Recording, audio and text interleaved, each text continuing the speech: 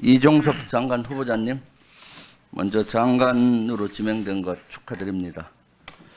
이종섭 장관은 40여 년 동안 본 의원과 같이 군복을 입고 군대 생활을 했습니다. 그래서 옆에서 지켜본 이종섭 장관은 대단히 합리적이었고 또 여러 가지 전략 전술의 전문성을 가지고 국가에 헌신하면서 많이 군에 기여했다고 본 의원은 개인적으로는 생각합니다. 하지만 국방부 장관의 임무는 어느 때보다도 역할과 임무가 막중합니다. 그래서 본 의원은 청문회의 취지에 맞게 과연 이종섭 장관 후보자가 장관으로서의 능력과 비전을 갖추고 그러한 도덕성을 가졌는지에 대해서 철저히 점검하고자 합니다. 장관 후보자님, 후보자님은 언제부터 윤석열 캠프에서 일을 했습니까? 지난해 7월부터 시작했습니다. 예, 지난해 7월 경선 과정부터 공약을 발전시키고 한 것 같은데 거기에서 하신 일이 뭡니까? 캠프에서. 주로 안보 현안에 대해서 정확한 사실관계를 정리하고 이해를 할 수 있도록 자료를 제공하고, 그다음 중간 단계에서는 국방정책 분야에서 공약을 개발하는 역할을 했습니다. 예, 이후에 윤석열 후보자가 당선이 되고 인수위원을 했습니다. 지금 국민적인 관심사는 윤석열 당선인이 후보자 시절에 안보 공약을 많이 얘기했습니다. 이러한 안보 공약이 어떻게 현실화되고 가시화되느냐에 대한 관심이 많습니다. 그래서 윤석열 당선의 안보 공약을 발전시키고 또 인수위에서 국정과제로 한 이종섭 장관 후보자에게 몇 가지 질문을 먼저 하겠습니다. 화면에 보시다시피, 화면 띄워주세요. 윤석열 당선인은 사드 추가 배치라고 1월 30일 날 공약을 내걸었습니다. 후보자도 사드 추가 배치 공약에 참석했죠? 예, 여러 가지 사안을 두고 토의하는 과정에서 저도 의견 개진은 했습니다. 네. 이 사드 추가 배치 앞으로 할 예정입니까? 가장 중요한 것은 우리 미사일 방어 체계에 있어서 다층 요격 체계가 갖춰지도록 하는 것입니다. 그를 위해서는 종말 단계 상층에서 1차 요격이 가능하도록 하는 무기 체계가 필요합니다. 사드는 그 중에 하나로 고려가 되고 있습니다.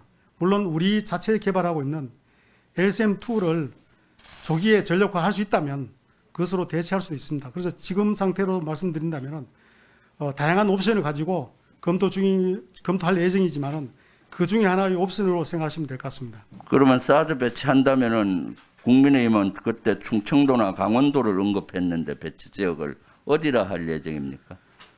아직 그 배치 지역 선정하는 단계까지는 가지 않았기 때문에 지금 말씀드릴 내용은 사실은 없을 것 같습니다. 아니, 공약을 발전하는데 이렇게 구체적인 계획 없이 공약으로 발전시킨다는 겁니까? 그리고 후보자는 LSM도 사실은 일종의 사드입니다. LSM2만이 아니라 LSM은 이미 거의 개발 완료 단계에 있는데 이런 것들을 고려를 하지 않은 상태에서 사드 배치 이런 주장을 한 것 같아요. 그러면 지금 사드 배치는 공약이 좀 후퇴한 겁니까? 아니면은 어떻게 된 겁니까? 그때는 가장 대표적으로 사드를 내세워서 공약으로 나갔고, 지금은 사드는 LSM-2를 조기에 전력화하는 방안, 그다음에 이스라엘의 에로3도 같은 성능을 가집니다. 그래서 여러 가지 다양한 옵션 중에 그 중에 한 가지다 그러면 이렇게 이제 좀 이해하시면 후퇴한 되겠습니다. 걸로 봐는 게 맞겠네요. 좀 더 현실적으로 바뀌었다 이렇게 예. 이해하시면 될 것 같습니다. 두 번째는 병사봉급 200만 원입니다. 병사봉급 200만 원은 취임하자마자 하겠다고 해서 우리 병사들은 많이 기대를 했는데 지금 이거 어떻게 돼갑니까? 어제 인수위에서 발표한 내용은 2025년 기준으로 병장에게 205만 원 정도 지불하는 것으로 발표를 했습니다. 그럼 취임하자마자 200만 원 주기로 했는데 이것은 대단히 후퇴한 것이네요. 그래서 당선되신 이후에도 이것은 적극 추진하려고 많은 고민을 했었는데 재정 여건이 여의치 않아가지고 일부 좀 점진적으로 증액시키는 것으로 조정을 한 겁니다. 그러면 공약 발표할 때 사전에 이런 것들을 재정 여건을 충분히 검토를 못한 거네요, 보니까. 그때도 재정 여건은 고려는 했습니다만은 그때는 의지가 뭐 강한 그런 뭐 상황에서 그때는 그 추진을 할 수 있을 것이라고 보고 공약에 포함을 시켰던 겁니다.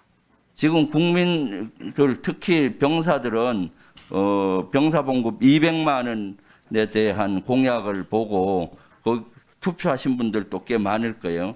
지금 병사 200만 원 봉급이 후퇴함으로써 병사들은 되게 좌절감을 느끼고 또한 여기에 대해서 상당히 실망하고 있다는 소리가 많이 들리고 있는데 이런 소리 들리지 않습니까?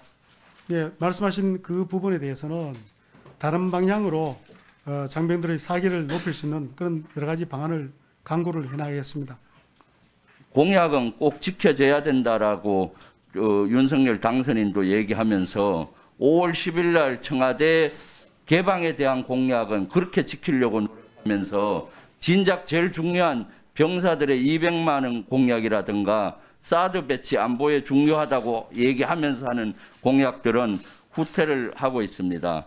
그리고 어제 국정과제 발표를 했는데 이런 공약이 지켜지지 않는다면은 않고 변경한다 그러면은 당선인은 약속을 어긴 것이 되는 거죠. 여러 가지 종합적인 상황을 그래서 고려하다 당선인은 여기에 대해서 저는 먼저 양해하고 국민께 사과를 해야 된다고 생각합니다.